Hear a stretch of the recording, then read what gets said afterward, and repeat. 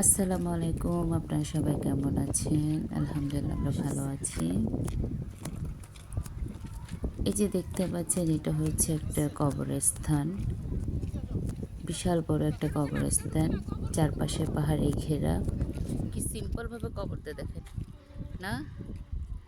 আসসালামু আলাইকুম।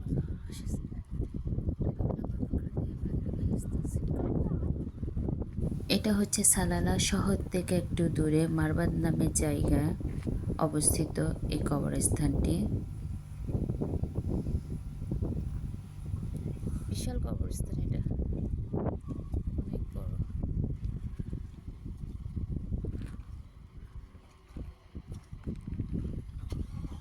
সাধারণভাবে কবর দিচ্ছে। কয়েকটা কবরের উপর আরবিতে এদের নাম দেওয়া আছে, আর বাকি কবরগুলোর উপরে শুধু পাথর দিয়ে চিহ্ন দেওয়া আছে। এই কবরস্থানটির আশেপাশে কোনো লোকালয় নেই। এটা একদম ঠিক পাহাড়ের মাঝখানে বলতে গেলে।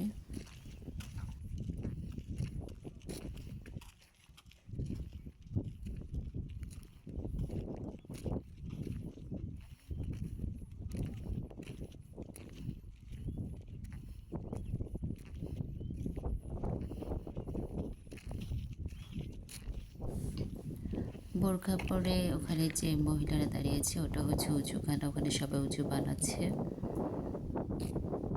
আর যতটুকু জানতে পেরেছি এটা হচ্ছে হজরত আলী রাদিয়াল্লাহু আনহুর বংশধরদের কবরস্থান।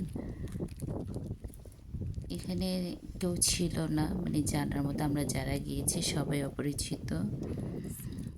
আমরা আসলে খুব ভালো করে জানি না কবরস্থান সম্পর্কে।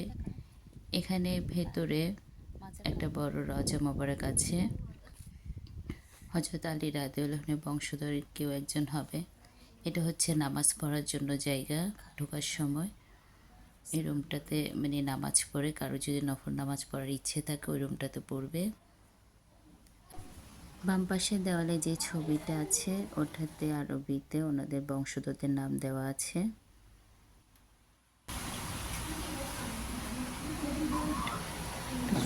উঁচু করছেন? পুজো আছে উঁচু আসলে সমস্যা নেই। তারপর উঁচু থাকলে, পবিত্র থাকলে ঢুকতে পারেন। পবিত্র থাকলে ঢুকতে পারেন। আমি নামাজ পড়ি। হ্যাঁ, দেখাইছি। এমনি নামটা তো জানা নাই। তো কিছু লেখা নাই। ওখানে লেখা আছে আরবিতে, কিন্তু আরবিতে এখানে লেখা আছে। এখানে না?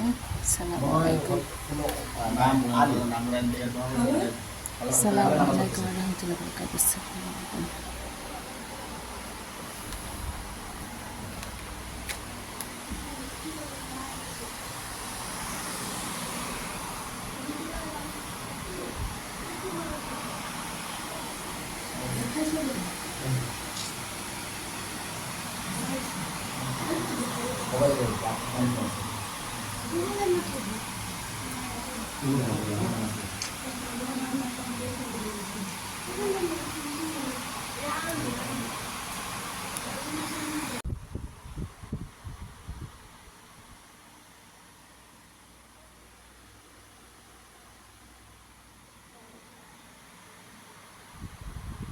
রওজা মোবারক জিয়ারত করে সবাই এক এক করে বের হয়ে আসে।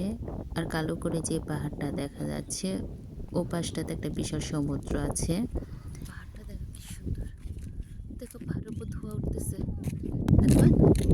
পাহাড়ের উপর দেখছো ধোঁয়া উঠতেছে, বাষ্প। ওই যে পাহাড়, উপরে পাহাড় তো দেখা যাচ্ছে না, দেখছো? হ্যাঁ, ওই যেটা পাহাড়, বিশাল বাবা, বিশাল বড় বড় পাহাড়।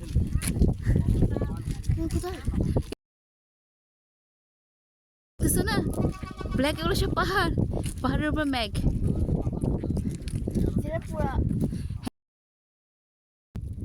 কালো হয়ে আসছে না? হ্যাঁ, কালো তো না, দূর থেকে দেখা যাচ্ছে কালোর মতো।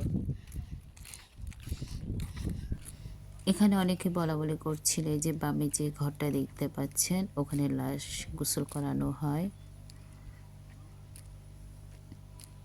এটা আজকে পর্যন্ত। আল্লাহ হাফেজ। আমাদের জন্য দোয়া করবেন।